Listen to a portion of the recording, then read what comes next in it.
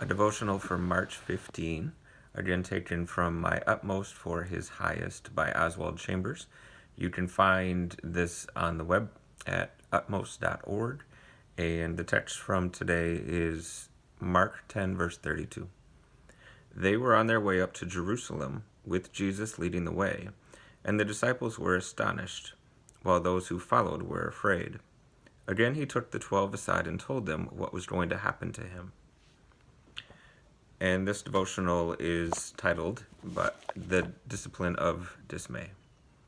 At the beginning of our life with Jesus Christ, we were sure we knew all there was to know about following him. It was a delight to forsake everything else and to throw ourselves before him in a fearless statement of love. But now we are not quite so sure. Jesus is far ahead of us and is beginning to seem different and unfamiliar.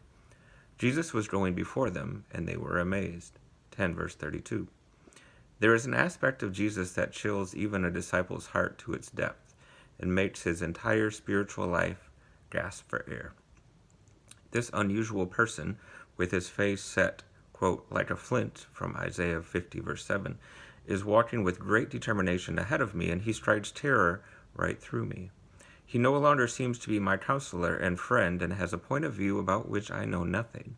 All I can do is stand and stare at him in amazement. At first I was confident that I understood him, but now I am not so sure. I begin to realize that there is a distance between Jesus and me, and I can no longer be intimate with him. I have no idea where he is going, and the goal has become strangely distant.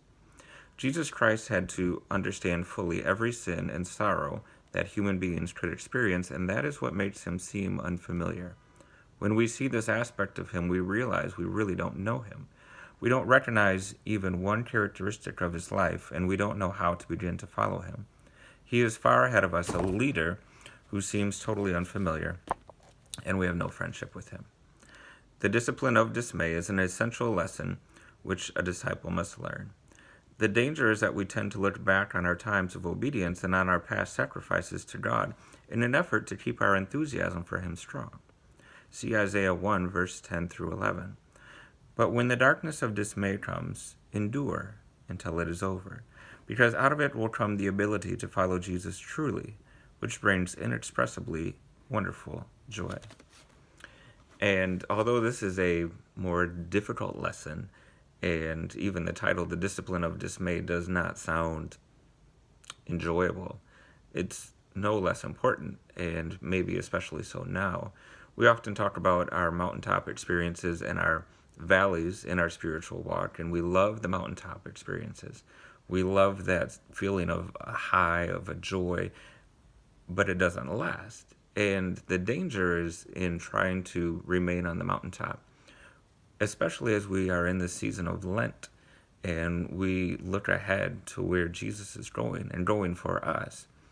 It may seem strange and it may seem unfamiliar, and it won't feel good. But the act of being a disciple of Christ is not about how it feels. It's not about our feeling good. It's about trusting him and following him.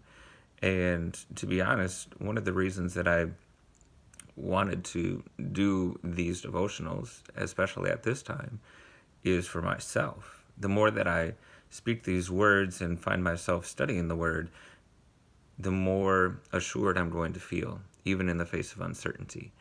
And so we have to practice the discipline of obedience. We have to practice following Christ even when we don't know the way. If we think about Christ and we think about his life, we often talk about how he was fully human, and that's absolutely true. I believe that. But he is also fully God, even during his life on earth. And that's the mystery to us. That's the part where we fail to understand. But it also should assure us that he fully knew where he was going and what he had to face. And he just asked us to follow him, to take up our cross, to follow him, to leave things behind and to follow him. And as uncertain as things have felt lately and changing every day, one of the things that I look forward to is coming out of a time of what feels like darkness, coming out of a time of uncertainty. And it's in these times where even though we may not see exactly where this is going, and we may be uncertain about our own direction.